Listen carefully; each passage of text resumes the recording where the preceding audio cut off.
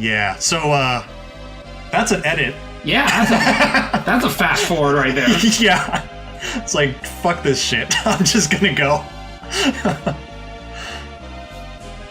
You're welcome, everybody. Didn't want to go through Infinity again? Or the first half of Infinity? Oh, you can't warp back? Nope. No, you have to walk through that shit. Oh, You and cannot warp to Delogany. and hope none of them get hit with a death spell? Yeah.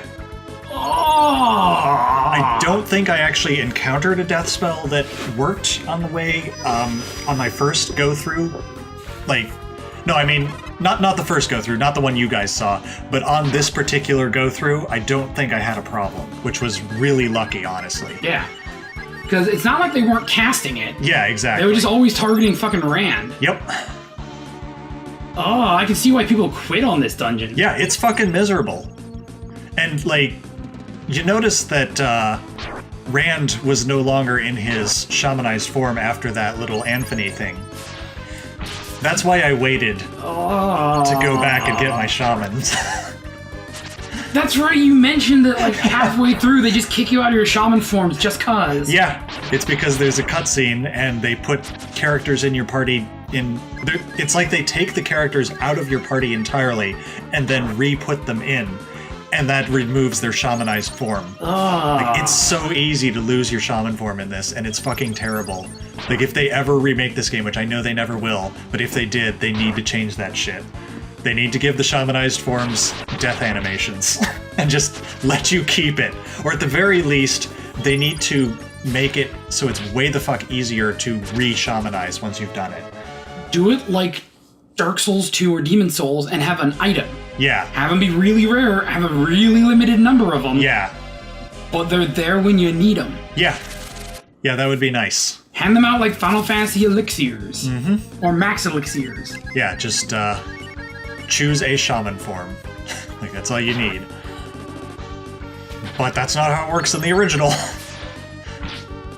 Luckily, in the remake for the Game Boy Advance, everything is way the hell easier. It's the same game, more or less, except that you get 4 times the experience and money for battles.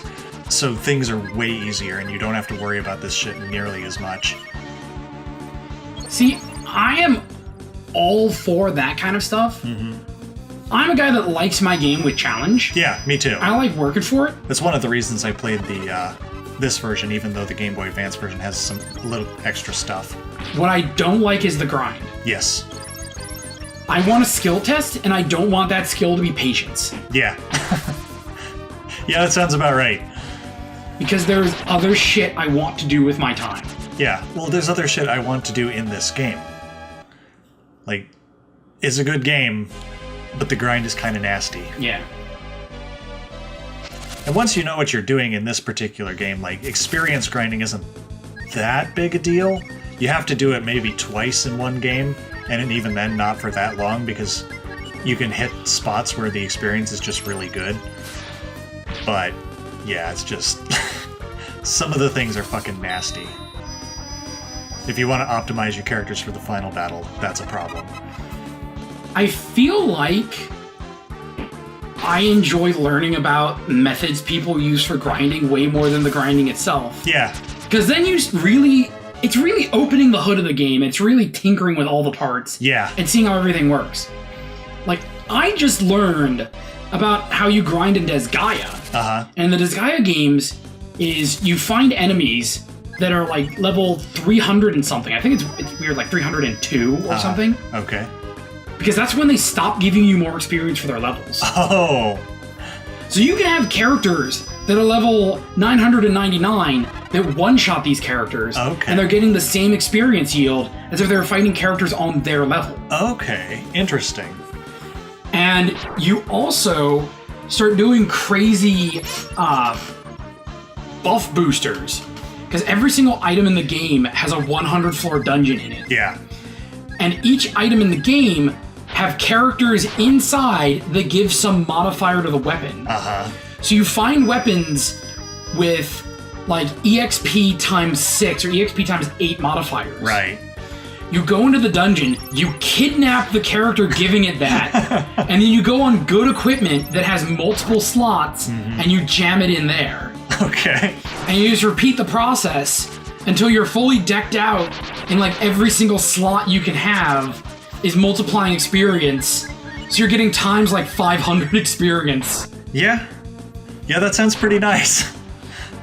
In Wild Arms 5, there's an interesting way you can grind for experience too, which is heavily necessary if you want all the best stuff.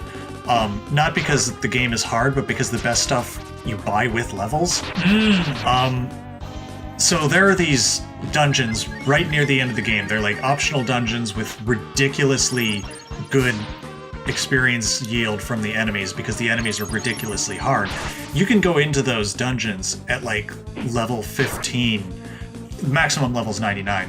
But you can go into those and you're in ridiculous danger, but there are these things you can summon, and if you go in and you summon one of those things, it is pretty much guaranteed to kill the enemies, and you'll get massive yields of experience points relative to your level, and then you can go spend those levels on the really good equipment. Okay.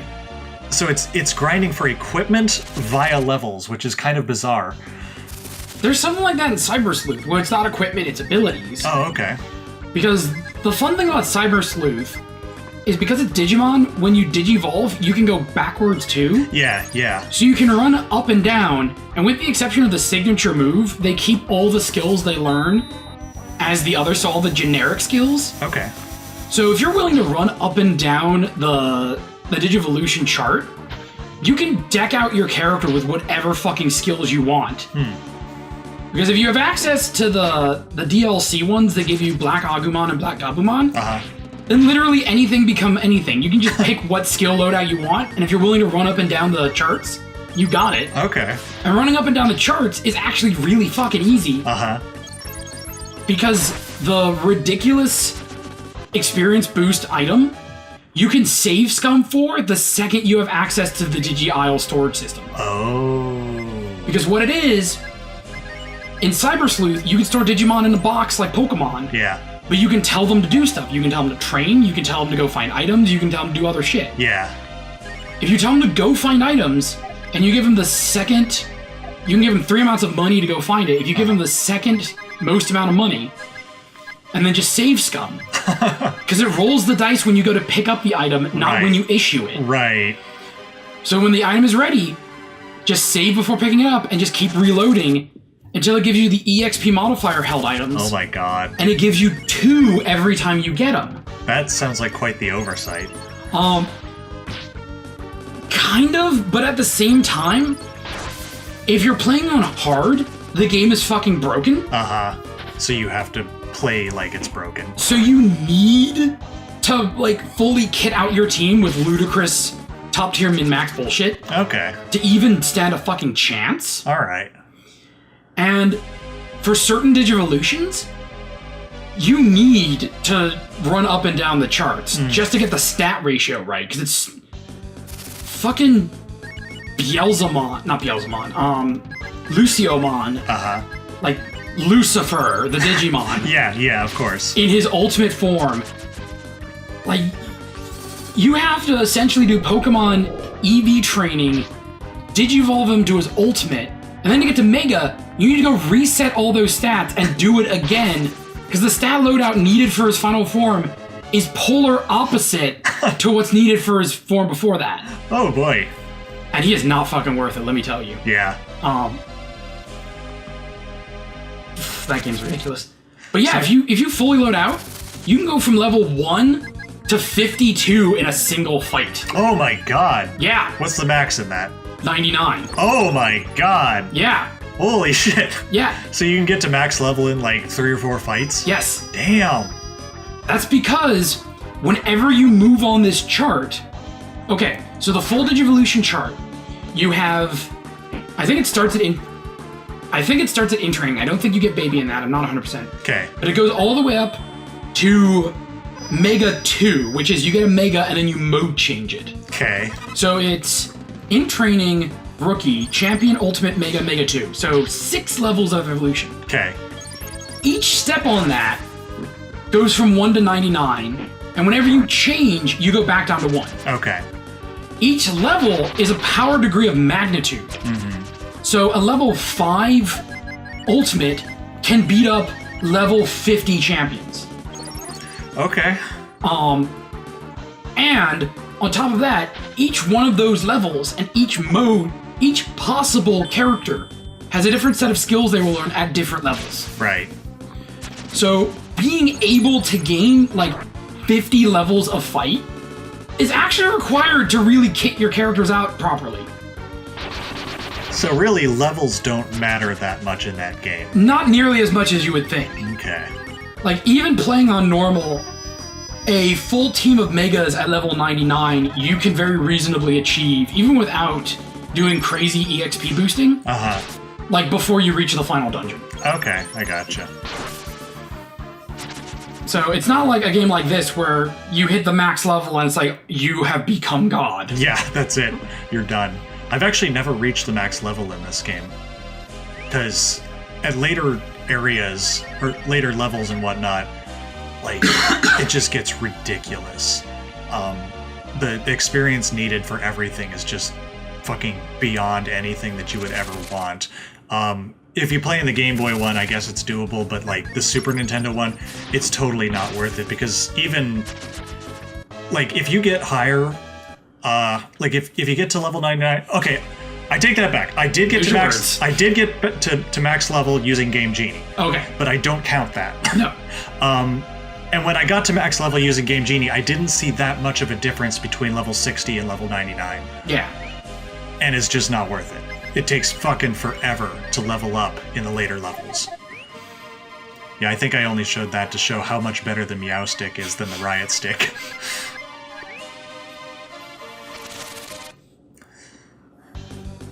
Yeah. Ooh. With Game Genie, you can also give yourself the G-Dragon for 0 AP.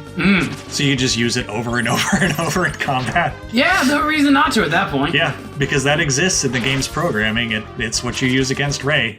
And so they give you that particular version, which is hilarious. There's a lot of dumb stuff you can do with Game Genie and Game Shark. Oh yeah.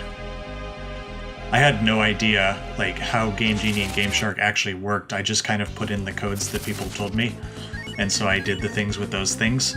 And that's because I had no idea how programming worked. Yeah. And didn't realize that it was just delving into the game's code to change variables. Yep. Like, for all intents and purposes, that's what Cheat Engine is now. Yeah, pretty much. It's the modern version. Yep. And the fun of Cheat Engine now is now you go in and figure out what all the hexes and variables mean. Yeah, yeah. Yeah, people love modding this shit.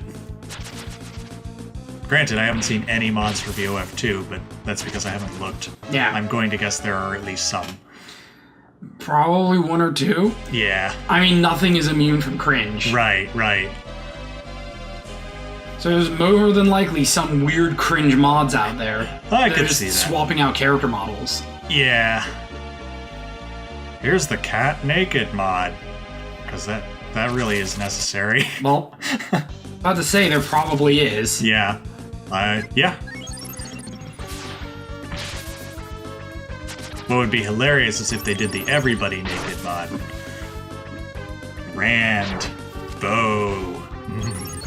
Actually, I do know plenty of people who would like to see Rand naked. Yeah, Rand's Bara. Yeah. Bo, though.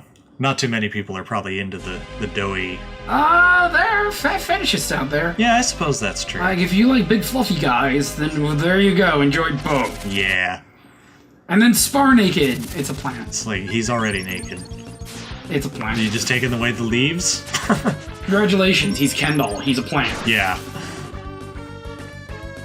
Blue naked. I guess you're just taking away your top. No, you can see her boobs. Yeah. You can see her baps. Lulz. Yeah. Because that's a thing that's probably exists. Ah. I mean, ever since, what is it? Monster Musume? Is that it? The fucking, like, waifu show where it's dude has to take care of a bunch of monster girls? I don't know. Nagas are a thing right now. Oh, okay. Like, they are really popular right now because of that show. I see. Is there a very popular Naga character in it? There are... Like, with the whole Monster Girl thing, there are two things that have made Nagas super popular, because for whatever reason, people like Monster Girls really like Nagas. Okay. Like, yeah, Monster Musume, I think, is the correct one. Uh-huh. That is like a PG-13 rom-com harem anime. Oh, God. Where it's like, hey, we live in this world that has humans and monster people. But they're like Monster Girl monster people, where they're humans with some monster bits stapled on. Right. And then due to this weird government program, this one guy has to, like, live with a bunch of monster girls. Uh-huh.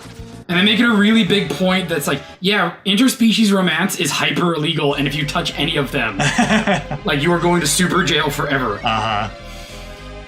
And then he's put into situations because, haha, that's funny. Yeah, of course. Like, the Harpy Girl is a little bird brain, so she'll be flying around, and she'll, like, slam crotch first into his face. Naturally, yeah. Or the Snake Girl is shedding, so she doesn't want to wear anything. Uh-huh. So it's like, don't come in my room. Yeah. And then there's the Centaur Girl, and Centaur Pants is always a confusing prospect. Yeah. He just keeps getting more. Like, I read that for a little bit because it's charming. Uh-huh. But by the time I stopped, it was like, okay, there's the Naga, the Harpy, the Centaur, the Slime, the Mermaid, the Arachnid. Wow. Yeah. Yeah, I think that's all the ones that were living with him. Okay. Not counting the ancillary characters that will show up from time to time. Yeah.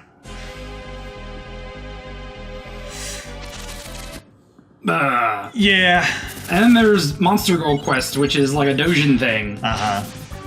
Which has a lot, and the Naga's the main one. Okay. So it's like, Naga is the main romance in Monster Musume, and then the Naga is the main romance in that really popular doujin game. Mm-hmm. And it's like, what the fuck is up with Nagas? I guess people like the snakes. Snacks. What's hilarious is the Monster Musume body pillows. Oh boy. Because you have the Centaur and the Naga body pillows. And they're really long. It's hilarious. The Centaur body pillow, that's fun. Yeah. I like that. Yeah. The Centaur body pillow requires 2 body pillows, and it's in an L shape. Nice. And the Naga one requires 2 or 3, and it's just long, and you're supposed to wrap yourself in it. Oh my god. That's funny. That's hilarious. Oh, weird bullshit. I love it. Yeah. No, it's fun to look at and laugh at. I'm sure some people are really into it. Which is fine. Like, whatever makes you happy, bro. Yeah, good on you. And you know what? Huh. I imagine that Centaur body pillow is really fucking comfy. Oh, no doubt. Like an L-shaped body pillow? Yeah. Yeah, like, I'd actually considered getting a body pillow at some point, not with any particular character on it or anything, but just because they seem really comfy. Yeah. Seeing the L one reminded me of something I had as a kid. Oh? They were called like gamer pillows or something goofy like that. Uh-huh. And they were essentially couch cushions with armrests built into them. And the idea was you would put it on the floor and you would lay back against it, and it would have the armrests for you, and you would use that to play your games. Interesting. Small child sitting too close in front of the television. Yeah, of course.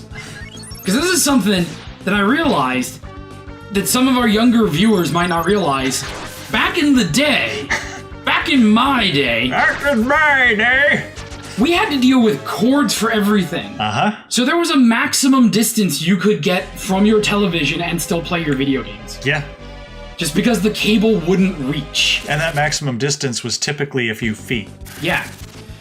And even then, you are now turning your living room into a tripping hazard. Yeah. So if you have parents that don't pay attention, younger siblings, or a large enough dog, you are now threatening your precious video game, more importantly, your save data, and the family television to play these games. Now, granted, the family TV was likely the last thing to fall. Yeah. Because back in the day, CRT.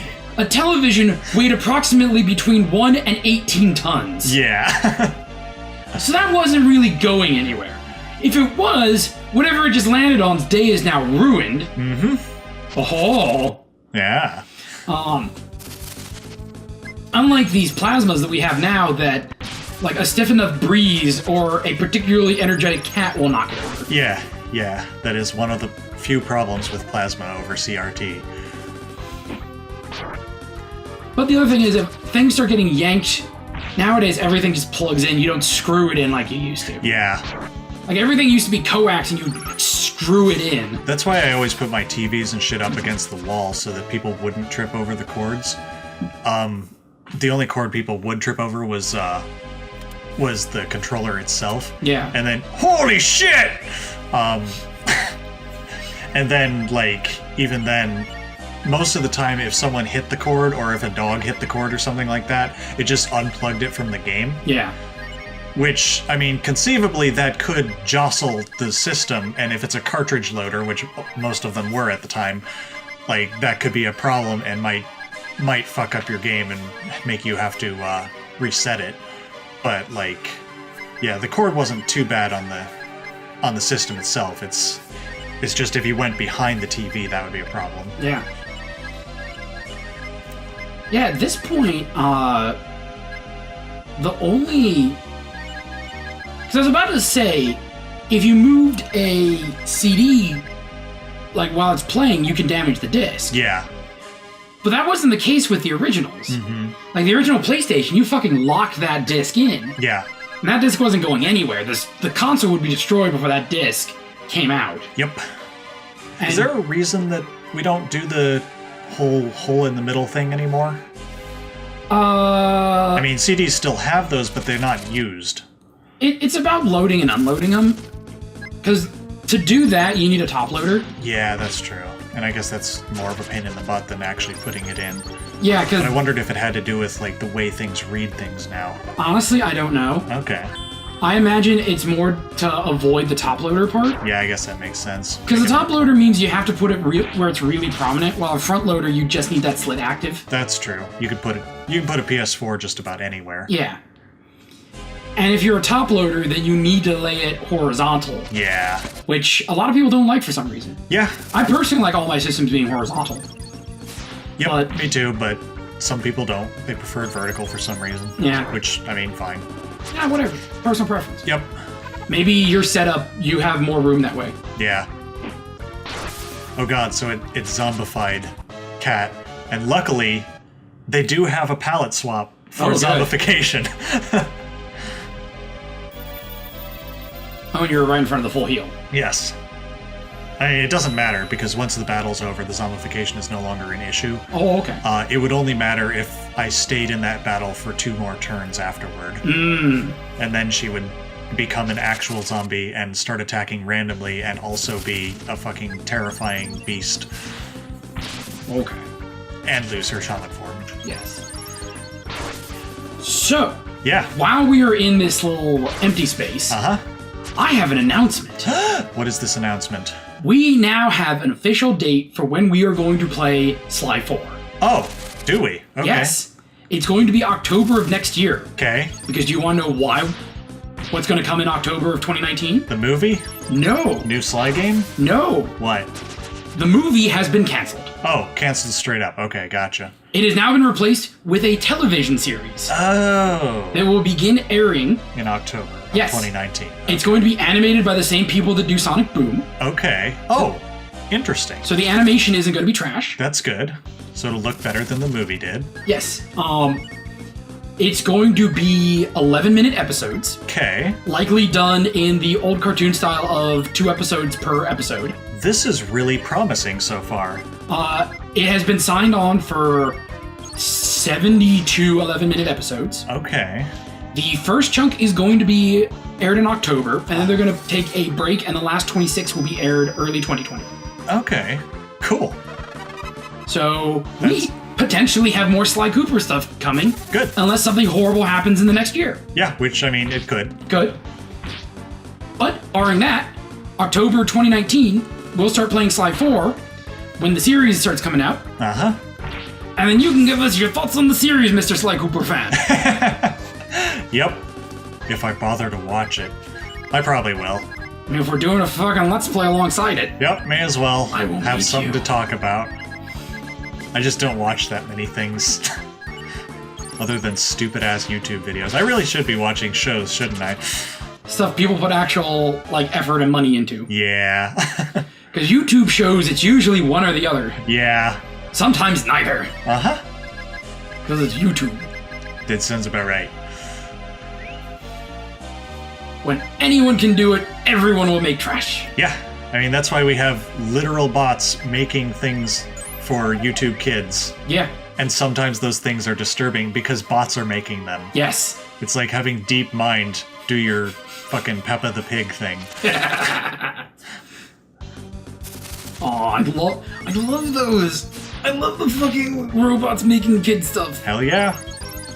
I'm a big fan of when Mickey and Minnie's baby got stuck in the escalator and almost died. Much blood and crying was a thing. Dumb bullshit. Yeah, it's beautiful. Like, fucking cheesing the algorithm. You gotta love it. Oh yeah, here's the thing. Oh. I'm not going here yet. Hello, darkness, my friend. Come to talk with you again. You know, I get not wanting to do work, but for the ones that are actually intended for children, you'd think you would have some oversight. You'd think that. Like, just have a QA person Uh-huh. at the end of the process. Yeah, just be like, alright, let's make sure this isn't fucking terrifying. All right, Okay, we're good. here's your job. Sit here and watch the shows the computer makes. If a computer makes something fucked up and weird, just hit the do-over button. Mm-hmm. That's all you need to do. Yeah, it's really simple. But I guess they just generate them so quickly and so logarithmically that they just make huge amounts of money, and if they terrify a couple of kids in the process, whatever. Yeah. No big deal. Like, whatever, they're not my kids, fuck it. Yeah. Yeah. Oh, nothing there. How dare they? Yeah. So in case you don't get the Empire Sword, there's dragon equipment in this final dungeon. Oh. Like this final part of the final dungeon. Okay. I know we've gotten a dragon hat. We may have gotten something else and I wasn't paying attention. But, yeah, dragon equipment is the second tier best stuff. Well, it's yeah, I'd say it's the second tier best stuff, including armor. Because, like, you can get the army glove from the G slimes and whatnot. Okay. And that's ridiculously useful, like way better than the dragon glove. Or dragon shield, I guess it would be. But, yeah, it's pretty good final, like, end of game equipment. So, is it just a raw numbers better, or does it have an ability that makes it like... It protects against fire, I think. Okay. Actually, I'm not sure it does that in this game. I know it does in Breath of Fire 3. And I know the Dragon Sword in Breath of Fire 3 is fire elemental. I'd have to look it up. Oh. But as far as numbers go, yeah, it's really good. Okay. And numbers are definitely better for the other stuff. Like, the Empire Sword is just straight up the strongest weapon in the game. You just fishing out of the fucking ocean. Yeah, and the Army Glove, not only does it have the highest defense rating of any shield in the game, it also raises your attack power. And that's why Cat has it. Okay. Which do you personally prefer? Do you like the games where the absolute undeniable best weapon is just lying around, no fanfare, you get it, and it's like, this thing's really strong? Mm-hmm. Do you like the ones where it's this big to-do, where there's a quest attached to it, and all this other stuff attached? Or do you like the hybrid, where you just find it lying around, and then find out there's a bunch of lore stuck to it? I think I prefer the quest attached to it. Because if it's that powerful of a weapon, like, there should be some workup toward it, I think. Yeah. And I don't think any Breath of Fire game has that. Like, you find all of the best equipment lying around or from enemies. I think my favorite's the hybrid. Okay. Especially if it's like, oh yeah, here's this big badass of legend who's like the fucking strongest. and the coolest, and he died and no one knows what happened to him. Uh-huh. And then at some point in the game, you find some gear. It's like, this is fucking ludicrous. Yeah. And then when it's all said and done, they're like, oh yeah, by the way, that cool shit you found, that was that guy's. It's like, that's what happened to him? He ended up there? I could see why you'd like that, given your propensity for Dark Souls lore. Yeah.